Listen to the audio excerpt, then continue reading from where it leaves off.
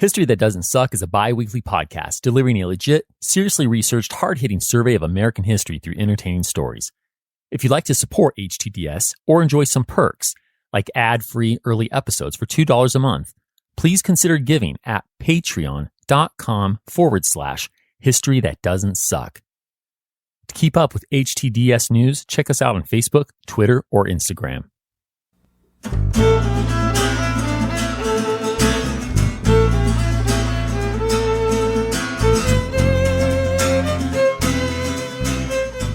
Welcome to History That Doesn't Suck.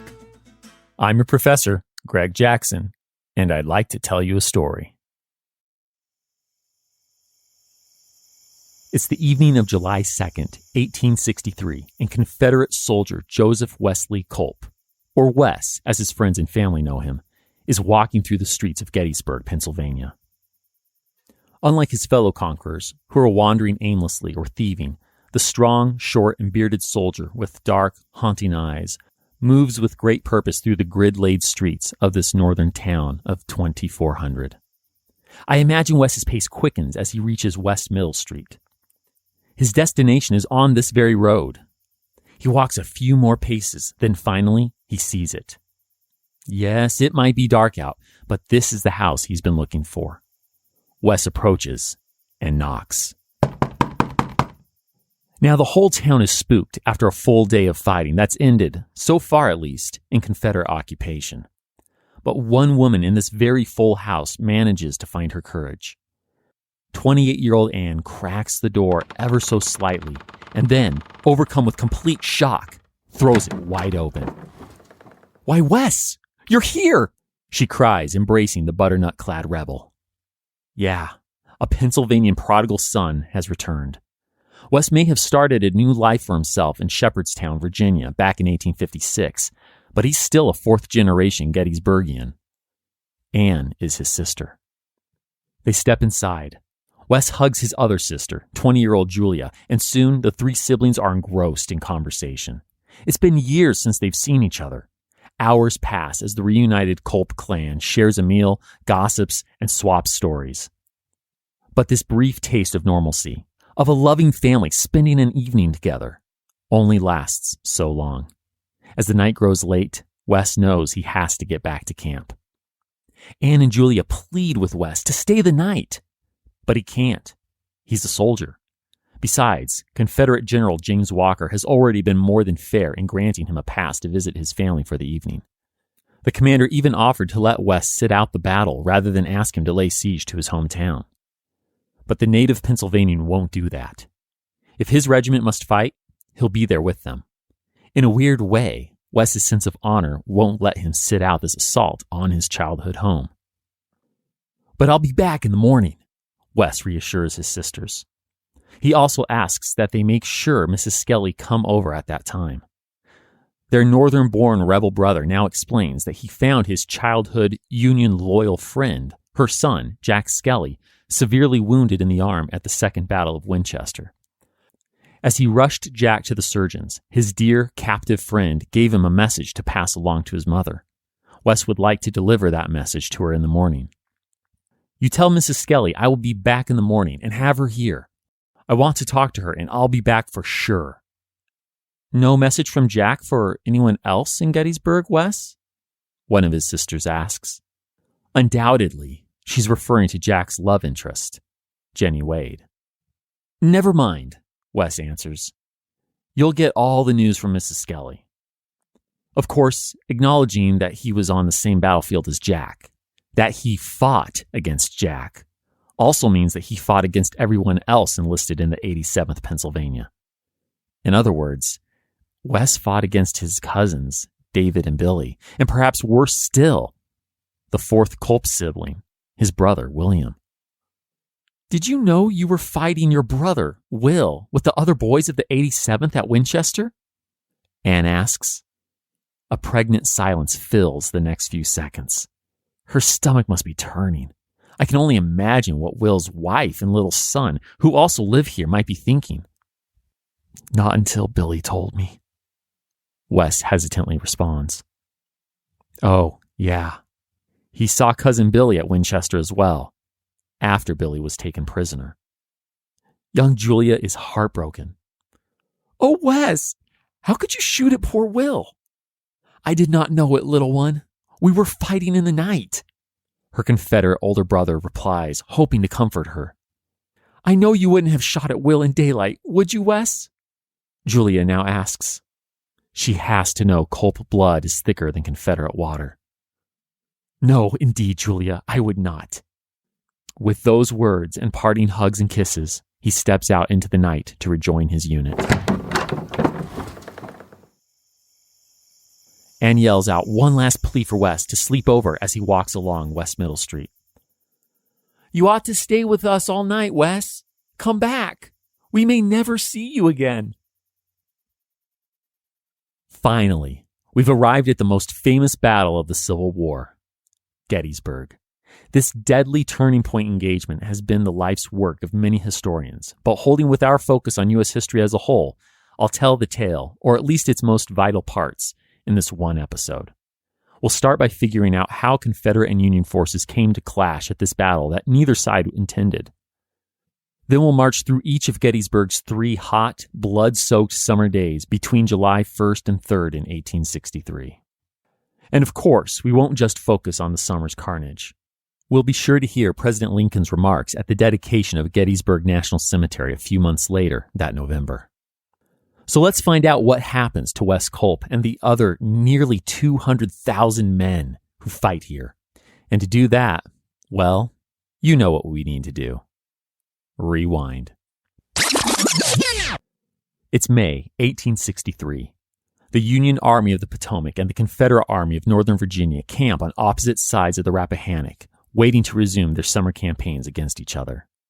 And since they are so close to one another, rebel sentries have no problem sending a few well-aimed words across the river at their Yankee counterparts. One rebel sentry might shout, "I say, Yank, where's Fightin Joe Hooker now?" Ooh, he may have gotten beaten to a pulp at the Battle of Chancellorsville, but the Yankees won't take this insult to their general lying down. One Federal retorts, "Oh, he's gone to Stonewall Jackson's funeral." Damn. While his soldiers shoot barbs instead of bullets at the Union Army, Confederate General Robert E. Lee takes a train to Richmond for a meeting with his bosses, President Jefferson Davis and War Secretary James Seddon. Now, Jeff and James want to send part of Bobby Lee's army to reinforce Vicksburg, Mississippi, the city Union General Ulysses S. Grant is currently attacking. But the graying Confederate commander believes he has a better idea. He tells Jeff, "It would seem that Virginia is to be the theater of action, and this army, if possible, ought to be strengthened." Bobby Lee wants to invade the North. In his epic plan, he proposes to march his men northwest from Fredericksburg into the Shenandoah Valley. After they've gathered a bunch of food and supplies here, he will march north, cross the Potomac River, pass through Maryland's narrowest part, and end up in southeastern Pennsylvania. He hopes that this trek into enemy territory will give him a fair opportunity to strike a blow. But he has a couple other goals. Bobby wants to get his men some food. Seriously, they have completely picked over the rich farms and countryside of Virginia.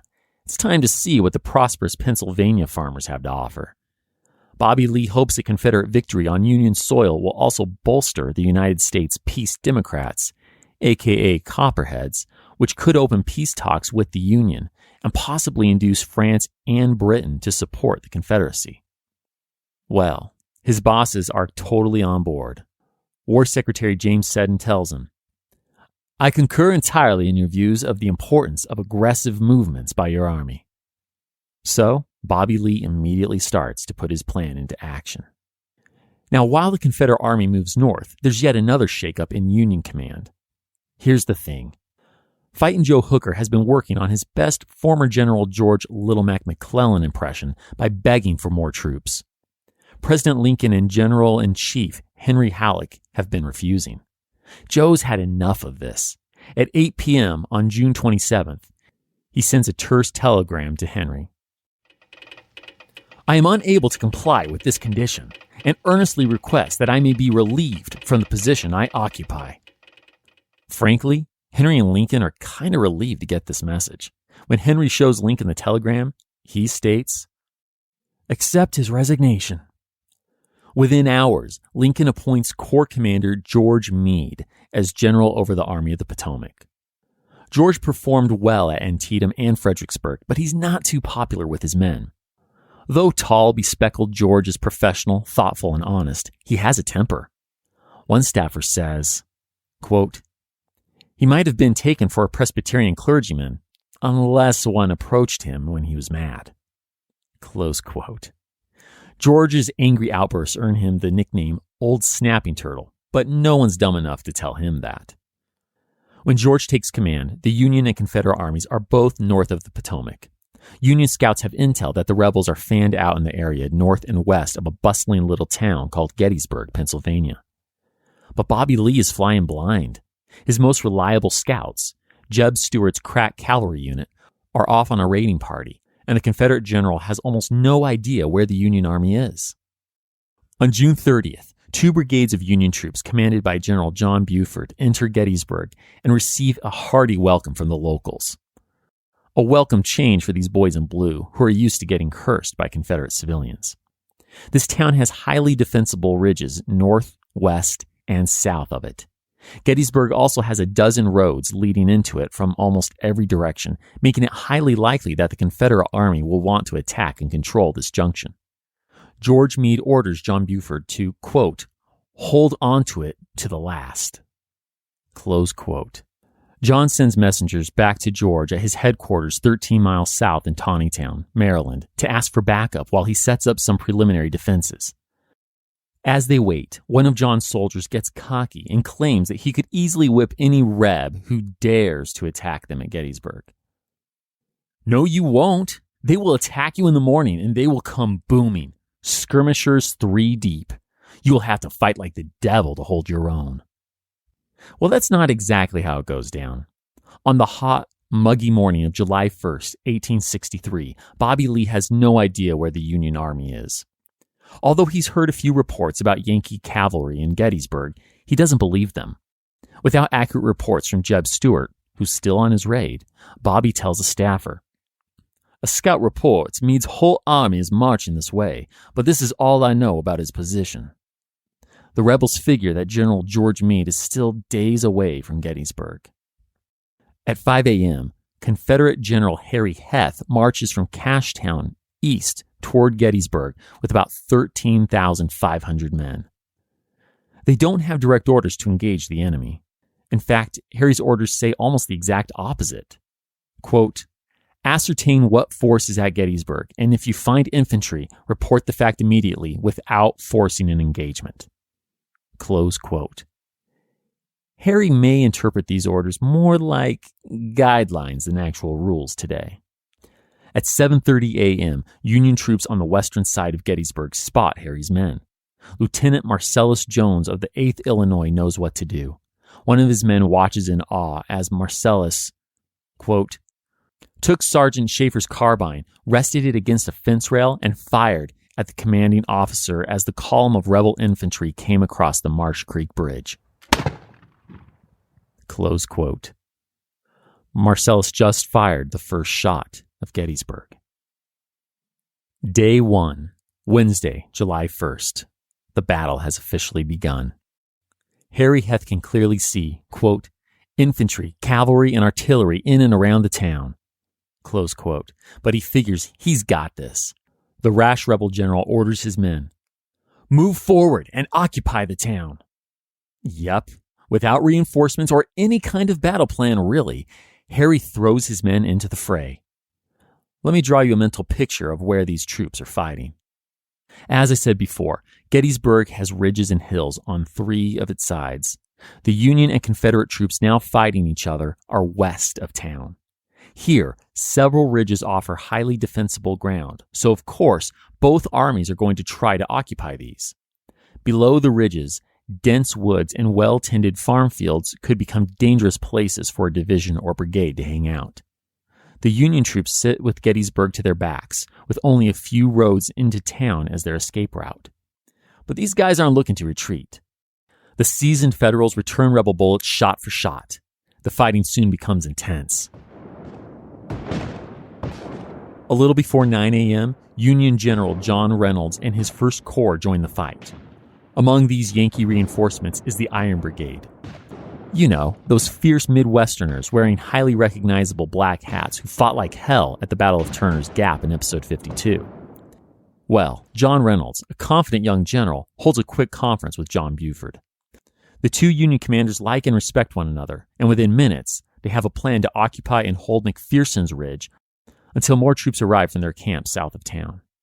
John Reynolds gets right into the action at the base of McPherson's Ridge in a copse of trees known as Herbst Woods. He orders the arriving reinforcements, quote, to charge as fast as they can, close quote. At 10:15 a.m., John rides near the edge of the woods, barking orders. Forward, men! Forward, for God's sake! And drive those fellows out of the woods! John knows that as long as the rebels hold this area, the Union position on McPherson's Ridge isn't safe. And just then, Confederate soldiers fire a volley at the Federal troops. John's aide, Charles Veal, tells us, quote, a minie ball struck him in the back of the neck, and he fell from his horse dead. He never spoke a word or moved a muscle after he was struck. Close quote. That's a tough loss for Union troops, but they keep up the fight. By mid-afternoon, both armies have been reinforced. Approximately 24,000 Confederates face 19,000 Federals. The brutal battle west of Gettysburg continues, and when Confederate General Richard Dick Ewell approaches the embattled town from the north, the battlefield expands. From his vantage point on Oak Ridge, recent leg amputee Dick can see that the Union north flank is ripe for the picking. Though he also has orders to avoid a wholesale battle, Dick throws his men into the fight. He later explains, it was too late to avoid an engagement without abandoning the position already taken up, and I determined to push the attack vigorously.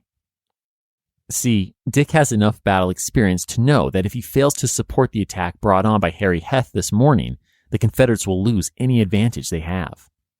The fighting continues through the brutal heat and humidity. One Union soldier can't believe what he's seen all around him. Quote, the troops taking part were sweaty, blackened by the gunpowder, and they looked more like animals than human beings. This portrait of battle was a portrait of hell. Close quote. Frankly, the Federal troops are exhausted.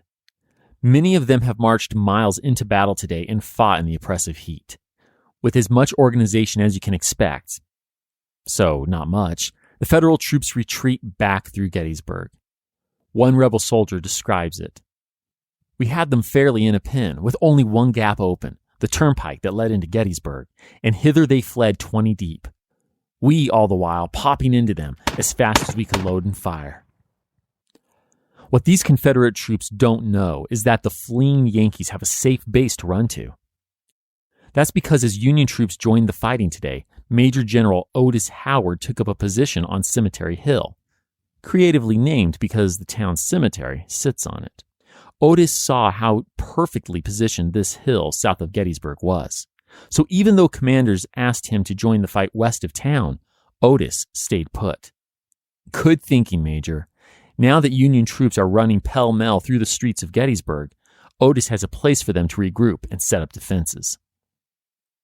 All right, rebels, you've got the Yankees on the run. Time to lay into them before they can dig in, right? Well, you'd think. But Confederate General Dick Ewell doesn't make a move. At 5 p.m., he's hanging out in Gettysburg waiting for orders from General Robert E. Lee. Bobby has been near the town since about noon, but in his typical hands-off style, he's been letting his subordinates run the operation. Now, Dick could use a little more direction. Thankfully for the floundering general, Bobby Lee decides to take control of the situation. Dick's new orders read, carry the hill occupied by the enemy, if you find it practicable, but avoid a general engagement until the arrival of the other divisions of the army. Dick gets tripped up on one word, if. What does that even mean? Should he attack or not? With this open-ended order, the one-legged general seems to lose his confidence. So what's Bobby Lee thinking here? Well, remember, this isn't a battle he thought he would fight today. But thanks to a couple of overeager generals, Dick and Harry, it's the battle he has. As July 1st winds to a close, Bobby has to decide. Will he continue to fight the Union Army at Gettysburg or pull back to another location? The confident Confederate chooses the former. He will attack the Union position at Cemetery Hill, south of town, no matter what. But his general, James Old Pete Longstreet, doesn't like the idea. In fact, he hates it. Now, we've met James a few times before, but let me explain his nickname of Old Pete as we bond a bit more with this crucial Confederate general. As a child in Georgia, James's father noticed his son's steady nature and gave James the biblical nickname, Peter the Rock. It stuck. James has been known as Peter or Old Pete ever since. Old Pete's rock-like loyalty and dependability leads Bobby Lee to call the general my old warhorse. But right now, Old Pete is acting more like a stubborn mule, and that frustrates Bobby. The Virginian commander points at Cemetery Hill and says, "If he is there, it will be because he is anxious that we should attack him. A good reason, in my judgment, for not doing it." Whoa, slow down there, Old Pete. You're about 2 steps away from full-on insubordination. But the point is moot anyway. While Bobby and Old Pete Longstreet argue, and Dick is paralyzed by indecision, Union troops reinforce Cemetery Hill. Oh, and they set up defensive lines on nearby Culp's Hill just to double down. There will be no more Confederate advances tonight. As dark falls, the Confederates occupy Gettysburg proper. The Union troops hold the ground south of town. About 1 a.m., General George Meade and his remaining troops arrive. He confers with his generals and learns that they've chosen an incredibly strong position to defend. From a bird's eye view, the Federal line looks like a backwards question mark, or a fishhook, curving from Culp's Hill up and over to Cemetery Hill, then extending south along Cemetery Ridge down to the Round Top Hills. Corps Commander Dan Sickles puts in his 2 cents. "It is a good place to fight from, General." George tiredly replies, "I'm glad to hear you say so, gentlemen, for it is too late to leave it." But there's no rest for George tonight. He goes on a moonlit tour of his lines while most of his Federal troops sleep in the open. One soldier later recalled, "We of the 11th Corps occupying the cemetery lay down, wrapped in cloaks, with the troops among the gravestones." Wow. Try to get some sleep, guys. Confederate reinforcements are on their way, and they mean to bring the heat tomorrow. Day 2, Thursday, July 2nd. Union troops stationed on Cemetery and Culp's Hill are up with the sun today. Union General George Meade believes that Confederate General Dick Ewell's men camped in town could strike at any time, and he wants his men ready. By 6 a.m., Federal troops are digging in on the south side of Culp's Hill, in what you could call the barb of the fishhook-shaped Union lines. And to remind you, from there, the line curves up and around Cemetery Hill, and finally, it extends south down Cemetery Ridge to Little Round Top Hill, where General Dan Sickles holds the Union left flank. Now, this curved line might sound a little weird, but it gives the Union Army a huge advantage. George can easily reinforce both ends of his lines by moving his troops within the hook. That's going to matter today. So let's get to the action. Just after dawn, Confederate skirmishers approach Culp's Hill. They scout out the Union position and exchange shots with Yankee pickets. I only mention this bit of action because this is where Private Wes Culp, who I told you about in the opening, meets his demise. We can't be sure exactly where, but young Wes dies somewhere on the Union's right lines, the only man in the 2nd Virginia Regiment to be killed this morning. So no, he won't be visiting his sisters or talking to Mrs. Skelly. He takes his message to the grave. After this, George orders his Federal troops to wait for the Confederates to bring on the fighting. The boys in blue will be playing defense today. So what is the rebel plan? Well, Bobby Lee spends the morning trying to figure that out. Jeb Stewart's cavalry still hasn't shown up, so Bobby has spotty intelligence about the Union's position. But the general wants to strike while the iron is hot. At 11 a.m., he orders Old Pete Longstreet to move south with 2 of his divisions and 1 of A.P. Hill's and attack the Union left flank. Bobby Lee tells Dick Ewell to wait for the sounds of the Longstreet assault, then hit the Union right at Cemetery and Culp's Hills. With action on both ends, Bobby figures the so far unimpressive Union army will collapse like a house of cards. Old Pete takes a while to get his men in order. He doesn't begin marching toward Union lines until after 3 p.m. And then, Old Pete's men bungle the march. In a futile attempt to avoid detection, the 15,000-man army marches, countermarches, and circles around the ridges, woods, and open fields southwest of Gettysburg. But as the gray-clad soldiers finally approach their enemy's position from the west, they get a real shock. The Union soldiers aren't where they are supposed to be. According to rebel intelligence, Dan Sickles' 3rd Corps should be holding the Union line from Cemetery Ridge south down to Little Round Top Hill. But they aren't. Confederate General Lafayette McLaws details. On arriving at the vicinity of the orchard, the enemy were discovered in greater force than was supposed. Let me give you the details. Near the western base of Cemetery Ridge and Little Round Top Hill sit 3 easy-to-spot landmarks. First, Sherfy's Peach Orchard. Second, a little to the south, Mr. Rose's Farm. And third, a rocky outcropping called Devil's Den. Dan thinks the Peach Orchard is a much better place for his artillery than Cemetery Ridge. And the fact that he doesn't have enough guys to stay connected to the rest of the Union lines from here doesn't bother the cocky Union commander one bit. Federal General Winfield Scott Hancock watches through a spyglass as Dan Sickles' men move into their unsafe, unconnected positions west of Cemetery Ridge. What in the hell can that man Sickles be doing? He wonders. Word gets back to George at his headquarters near the cemetery, and he is pissed. Remember how I said George Meade has an angry streak? Well, one of the general's staffers says, "I never saw General Meade so angry, if I may so call it." George rides out to see Dan's lines himself. When he gets to Cemetery Ridge, he's shocked. George seethingly asks, "Where the devil are your troops, Sickles?" "Out here, sir," Dan replies, pointing half a mile west to the Peach Orchard. "What the devil are they out there for?"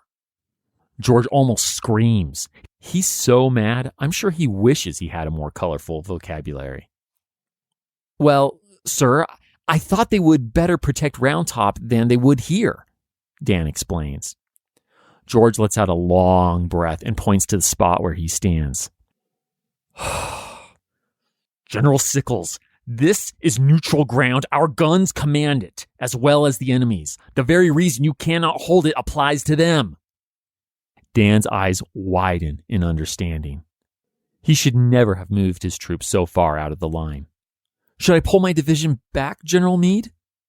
George shakes his head. "You might try. You cannot hold this position, but the enemy will not let you get away without a fight." Dan's men will have to fight where they stand.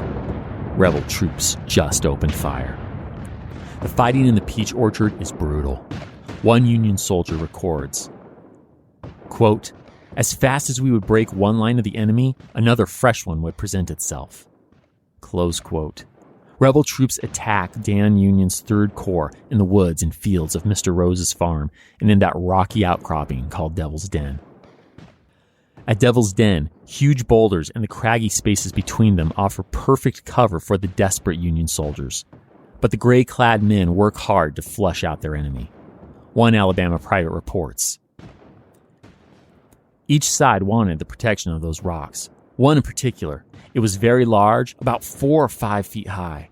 I saw smoke coming from behind that one and made a run for it, swerving to the right with my gun ready. I cried, 'Hands up!' They dropped their guns and came out from behind the rock. One said, 'Young man, where is your troops?' I told them I was it and showed them to the rear." The Union lines get pushed back onto Little Round Top. But the troops here have strict orders to hold their position at all costs, and they intend to follow those orders. Colonel Joshua Chamberlain and his CO, Strong Vincent, command their battle-hardened troops to hold their ground on the south slopes of Little Round Top. When his right flank starts to pull back, Strong, which I know is the best military name ever, rides out to whip his men into shape. But a rebel bullet hits him in the leg, severing an artery. As he's carried off the field, Strong tells his men, "This is the 4th or 5th time they've shot at me, and they have hit me at last."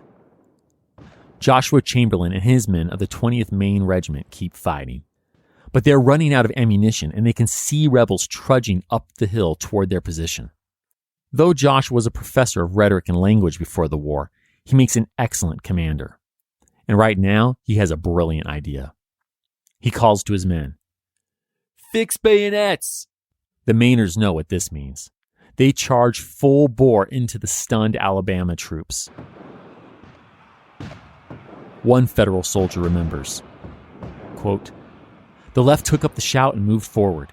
Every man eager not to be left behind, the whole line flung itself down the slope through the fire and smoke upon the enemy." Close quote. The rebels are so surprised, they throw up their hands and surrender without the Federals firing another shot. Though Danstickel's corps got pushed out of the peach orchard, the fields, the woods, and Devil's Den, they hold Little Round Top. Among the casualties of this bloody episode is Union General Stephen Weed. Stephen is carried to the nearby Shriver home. 15-year-old Tilly Pierce is a house guest at this farmhouse-turned-hospital who came here to get away from the fighting and instead found herself right in the middle of it. The dark-haired girl helps the wounded soldiers any way she can. When Stephen shows up, she sits with him for a while. Tilly remembers, "I talked to him and asked if he was injured badly. He answered, yes, pretty badly. I told him if there was anything I could do for him, I would be so glad to do it. The poor man looked so earnestly into my face, saying, 'Will you promise me to come back in the morning to see me?' Tilly assures the man that she will. But when she returns in the morning, Stephen is already dead. Rest in peace, friend." Back on the battlefield, Confederates are hitting the Union left and center lines hard. General George Meade has to pull men from the right flank on Culp's and Cemetery Hills to plug holes in his battered lines.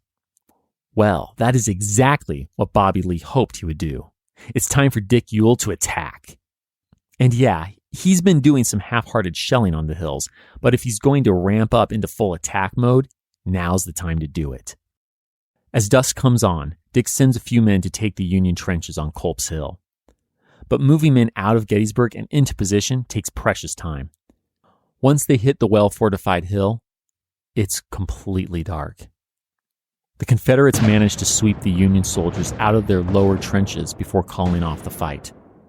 One Confederate commander explains, "I had had experience in trying to retake breastworks after dark, so I ordered all the brigades to occupy the open field in front of the woods, put out a strong picket line, and awaited daylight for further operations." By 10:30 p.m., the guns fall silent on Culp's Hill.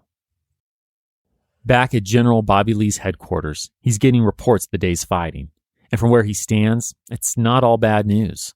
Old Pete Longstreet is still in position to attack tomorrow. Dick Ewell holds a good spot on Culp's Hill. Bobby Lee has fresh troops that can reinforce his battle-weary men.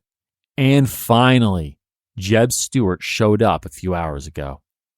He and his cavalrymen are exhausted from starvation, skirmishes, and riding 250 miles in a mere 8 days, but he's ready to join the fight. Bobby's pretty sure that one more hard right hook will KO the Yankees. The Confederate general later reports his plan. The results of this day's operations induced the belief that, with proper concert of actions and with increased support, we should ultimately succeed, and it was accordingly determined to continue the attack. The general plan was unchanged. Longstreet, reinforced by Pickett's 3 brigades, was ordered to attack the next morning, and General Ewell was directed to assail the enemy's right at the same time. At sunrise, this fight will be back on. Day 3, Friday, July 3rd, 4:30 a.m. The sun's just rising on what will be a hot summer's day. Sticking with his plan, Bobby Lee expects a few things to be happening simultaneously right now. 1. Dick Ewell should be attacking the Union's right just southeast of the town of Gettysburg on Culp's Hill. 2. Latecomer Jeb Stewart and his cavalry should be riding around Gettysburg's east side, looking for a chance to harass the Union rear, maybe interrupting its Baltimore Pike supply line. And 3. The crowning achievement. James Old Pete Longstreet should have 15,000 or so men starting an assault farther southwest at the Union's fishhook-shaped lines at Cemetery Ridge. Bobby's wanted to break the Union center for days now. He's sure hammering at its flanks has weakened it, and so, by God, today's the day. As he rides towards Old Pete's headquarters, located on the west of both Cemetery Ridge and Emmitsburg Road, the 50-something Virginian can hear guns firing at Culp's Hill. Ah, perfect. Sounds like Dick Ewell's doing his part. But wait, drawing closer to Old Pete Longstreet's turf, it looks like his usually reliable old warhorse, General, isn't attacking. In fact, he's not even preparing to do so. What the hell? Now, this lack of movement might not be Old Pete's fault. Tired and grumpy, neither general sought the other out last night. Bobby sent out his orders via messengers, and it looks like something got lost along the way. According to his later autobiography, Old Pete says any claims that he had orders before this morning are, quote-unquote, disingenuous. Regardless of where a miscommunication happened, though, the magnificently bearded general still thinks the assault is a terrible idea. He makes yet another attempt to convince his commander. General, I have been a soldier all my life. I have been with soldiers engaged in fights by couples, by squads, companies, regiments, divisions, and armies, and should know, as well as anyone, what soldiers can do. It is my opinion that no 15,000 men ever arrayed for battle can take that position. Old Pete exclaims, pointing right at Cemetery Hill. Bobby doesn't appreciate the feedback. Even if he did, he certainly can't back down now. A general can't give orders one minute, only to change his mind the next. He replies that his men can do it, and he expects his First Corps commander to follow his orders. As much as Old Pete might disagree, he will move forward with this plan of attack. Frankly, Bobby's just beginning to see how severely his plans are going awry. Remember those guns we heard firing at Culp's Hill while heading to Old Pete's this morning? Turns out those guns weren't his. They were Federal. Confederate Commander Dick Ewell was ready to attack at sunrise, but the Union's 12th Corps took the fight to his rebels while it was still dark, striking with a barrage of artillery. The fire was awful. The whole hillside seemed enveloped in a blaze. Confederate Major William Goldsborough of the 1st Maryland Battalion will later write. But the Confederates aren't throwing in the towel here. Enjoying the protection of Union-built breastworks, the boys in gray and butternut wait until the artillery lets up, then charge forward with their blood-curdling rebel yell. Countless rifles crack as the two sides battle it out for 7 hours straight, from about 4 to 11 a.m. When the fighting slows in the late morning, though, a clear winner emerges. It cost thousands of lives and destroyed the idyllic oak forest where Gettysburgians once loved to have picnics. But the Federals have succeeded in holding Culp's Hill. The 12th Corps takes prisoners and recoups its previously lost trenches as George Greene's brigade gives 3 cheers. Meanwhile, as the Confederacy failure on Culp's Hill becomes a certainty, Jeb Stewart's cavalry is reaching the Federal rear. Now, since Bobby Lee didn't have Jeb around to plan on in the past few days, this attack is really just a tack on to today's plans. He waits until he hears the Confederate artillery firing at Cemetery Ridge around 1 p.m. And then he attacks. What follows is a gnarly, hours-long engagement. First, the two sides exchange artillery and skirmish. This next gives way to a massive clash of cavalry. Roughly 3,000 Yankee riders and over 3,000 rebel horsemen take part in the fray.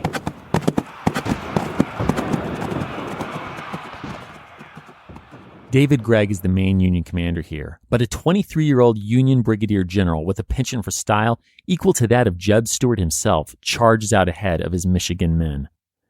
The kid wants to prove himself. "Come on, you Wolverines," he calls out encouragingly. He fights ferociously. Union cavalryman Victor Comte watches as the young commander, engaged in combat with a rebel, runs his sword clear through the man's stomach. "You can guess how bravely soldiers fight for such a general," the soldier tells us. This general is named George Armstrong Custer, and yes, he's that Custer. But his famous, or perhaps infamous, last stand is a story for another day. Jeb loses fewer men overall, 181 compared to the Union's 254, most of whom are under the command of George Custer. But the swashbuckling rebel doesn't succeed here. He's failed to disrupt the Federals or their supply lines or harass them in any meaningful way. Okay, let's take stock real quick. We've followed two of Bobby's three planned attacks for the day: the sunrise engagement on Culp's Hill and Jeb's around-the-back attack on the Union rear. So far, he's 0 for 2. Now we get to the main event, the assault at Cemetery Ridge. Now remember, this assault is happening at the same time as Jeb's failed cavalry attack. That means it starts around 1 p.m. So what's been going on all morning? Well, Bobby's had some shuffling to do. The Army of Northern Virginia commander had intended for Old Pete Longstreet's men to move in more of a diagonal, charging northeast, starting around the peach orchard and heading up Cemetery Ridge. But between the lay of troops and availability, his original plan won't quite fly.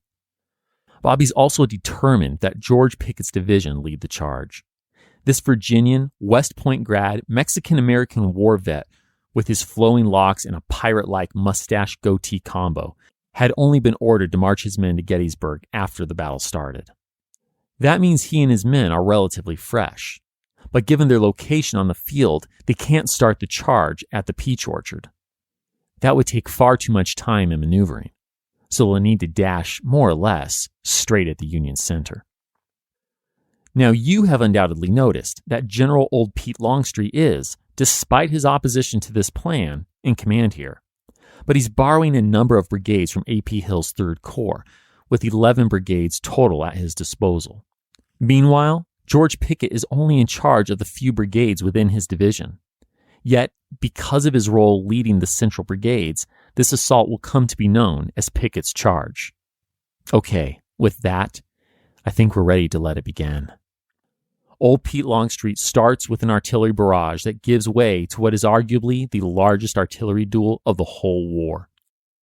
With 163 Confederate guns fanned out in an arc from as far south as the Peach Orchard all the way up to Gettysburg itself, his cannonading begins at 1:07 p.m. And yes, miles to the east, this is when Jeb starts his attack. But at Cemetery Ridge, Federal troops are ready. As we already know, their commander, George Meade, anticipated an attack of some sorts here on this line last night. With roughly analogous force, Union artillery opens fire. The 300 guns firing at each other make such a noise for the next 2 hours, it's heard 200 miles away in Pittsburgh.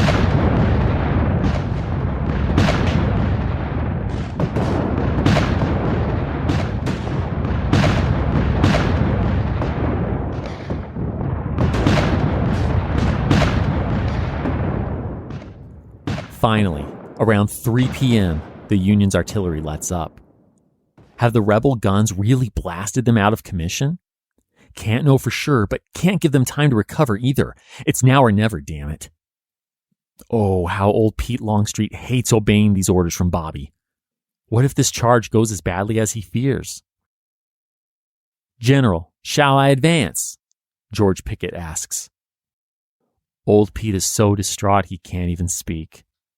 He only manages to nod in the affirmative, hoping he isn't sending his dear protege and friend, as well as thousands of men, to a pointless death. The general with flowing locks salutes his old mentor and firmly answers, "I shall lead my division forward, sir." The Confederates have just under a mile of open farmland to cover as they advance east towards Cemetery Ridge. They're generally moving towards a copse of trees.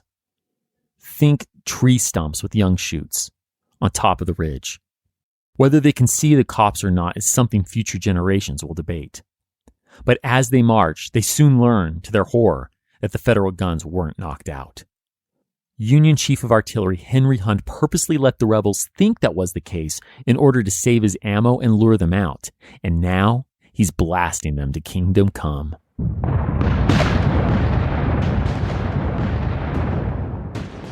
When the boys in gray and butternut get too close for cannonballs, the artillery genius has his men switch to canister. And once they get within 200 yards, infantry protected by stone walls or making flanking movements bring their rifles to bear. The most successful brigade, one of George Pickett's in fact, manages to make it to the stone wall only to be overwhelmed by Federals. This brigade's commander is Lewis Armistead. By the way, we met his uncle, George Armistead, back in episode 25. He served as Fort McHenry's commander during the War of 1812 bombardment that inspired Francis Scott Key to pen the national anthem. Well, his nephew Lewis might have his uncle's bravery, but not his luck. Just after making it past a sharp jutting point on the stone wall, soon to be known as the Bloody Angle, he suffers a mortal wound after placing one hand on a oh-so-briefly captured Union cannon. He'll die in a Union field hospital 2 days later. But this being as close as any Confederates ever came to succeeding at this crucial battle, the place where this brigade fell will come to be known as the high watermark of the Confederacy.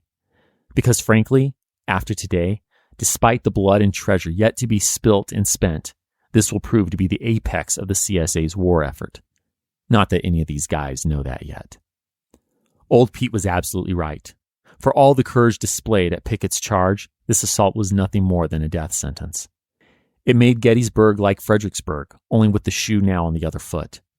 Although George Pickett himself miraculously survives, 7,000 of the 14,000 Confederates who made this charge, be that under his command or one of the other generals, is injured, taken captive, or dead. "It's all my fault," Bobby says as his men fall back. "It is I who have lost this fight." He freely confesses while preparing for a Union counterattack. But George Meade's army doesn't pursue. The battle is over. The Union has won. Countless books will be written examining how Gettysburg might have gone differently. For instance, what if, on day one, when Bobby Lee instructed Dick Ewell to take Cemetery Hill, if practicable, he had, well, found it practicable? Or what if Stonewall Jackson had survived Chancellorsville and were still commanding this corps? Historian James McPherson has no doubt what would have happened. To quote him, "Jackson undoubtedly would have found it practicable, but Ewell was not Jackson." Close quote. The battle might have gone differently. Some think old Pete Longstreet should have better supported his commander, or better still, that he did get orders to have Pickett's charge ready at daybreak on day 2, but he dropped the ball. Could this have changed things? And what about Jeb Stewart? The South's dashing cavalryman was MIA, but was that on him, or were Bobby Lee's orders lacking? These and other such debates will likely rage for generations to come. Of course, some of the immediate aftermath is less abstract. The human carnage is staggering. Confederate numbers aren't exact, yet still, the death toll is unmatched by any other Civil War battle. To give a low figure, more than 6,000 men, over 3,000 on each side, certainly died. Including wounded and missing, there were over 45,000 casualties over the 3 days at Gettysburg, including one civilian. And that number further jumps to 57,000 if we include the weeks leading up to it. Tactically, the battle put Bobby Lee and his Army of Northern Virginia on their heels. On a rainy 4th of July, he leads his men on a retreat back to Northern Virginia. For his part, George Meade doesn't pursue. Some will take issue with him for this, but he's just happy to have won such a major battle thrown into his lap as he took command of the Army of the Potomac less than a week earlier. As for the battle's long-term effects, well, that's a bit murkier. Future generations will see this as a turning point, but our 19th century friends on both sides don't have the luxury of hindsight, and this war is far from over. What I can tell you is that the news of the July 3rd victory at Gettysburg in the East not to mention the July 4th victory at Vicksburg in the West, electrify the Union's war effort. President Abraham Lincoln is elated. He will not forget this victory. It's now Wednesday, November 18th, 1863.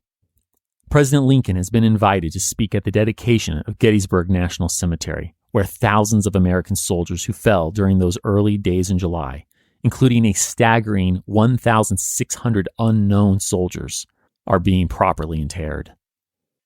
There's plenty of lore surrounding his train ride from D.C. to the southern Pennsylvania town. Is the ever-busy Illinois rail splitter writing the speech on an envelope as he moves east on the tracks? Or is he just chatting with other passengers, as his secretary John Nicolay will later claim? We'll never know the answer to this for sure, but we do know one thing. The speech is not done, and he's delivering it tomorrow. Lincoln's faithful god of war, Secretary Edwin Stanton, telegraphs that night that his son Tad has regained his health. Thank God. The news clears the president's head a bit and helps him think.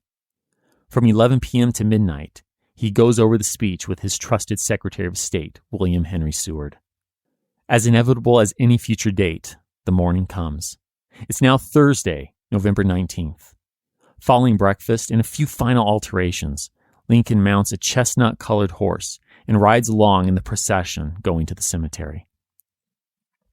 Here, military officers, governors, congressmen, 3 of his own cabinet members, and a crowd of 9,000 are gathered, ready to hear from the truly noteworthy main speaker, former Harvard University president and noted orator, Edward Everett.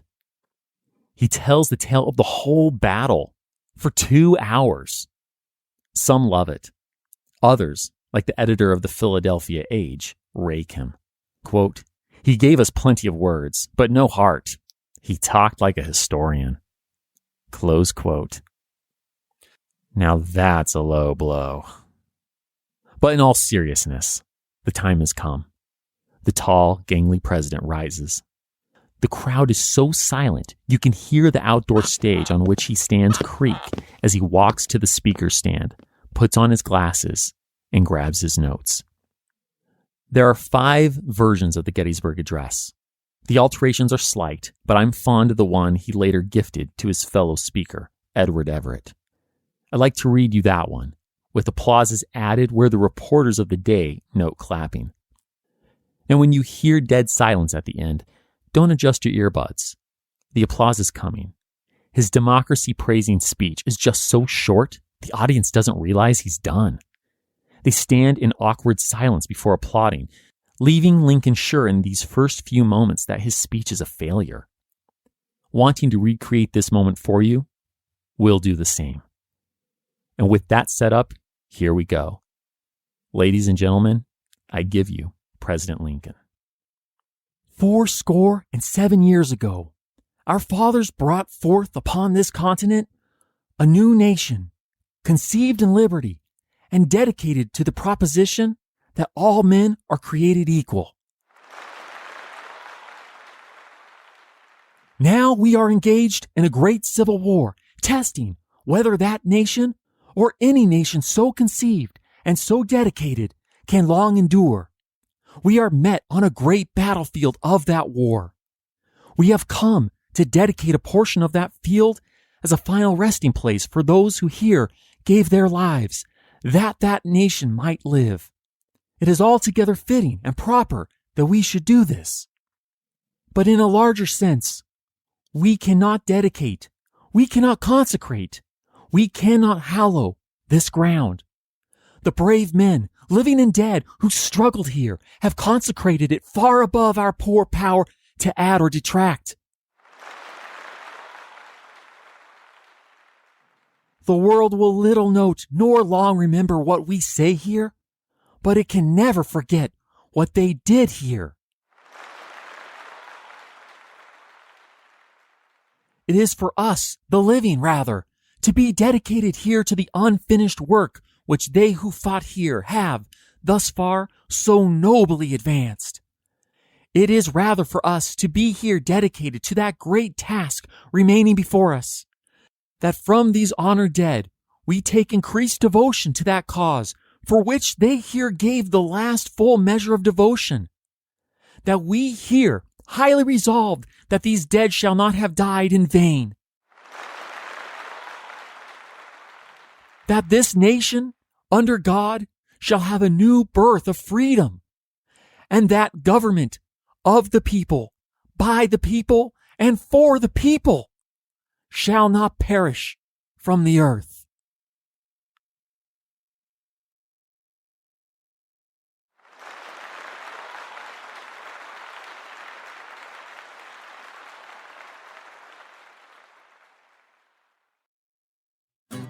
History That Doesn't Suck is created and hosted by me, Greg Jackson. Researching and writing, Greg Jackson and CL Salazar. Production and sound design, Josh Beatty of JB Audio Design.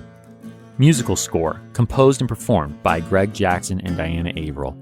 For a bibliography of all primary and secondary sources consulted in writing this episode, visit historythatdoesn'tsuck.com. HTDS is supported by fans at patreon.com/historythatdoesn'tsuck. Josh, CL, and I are beyond grateful to you kind souls providing funding to help us keep going. Thank you.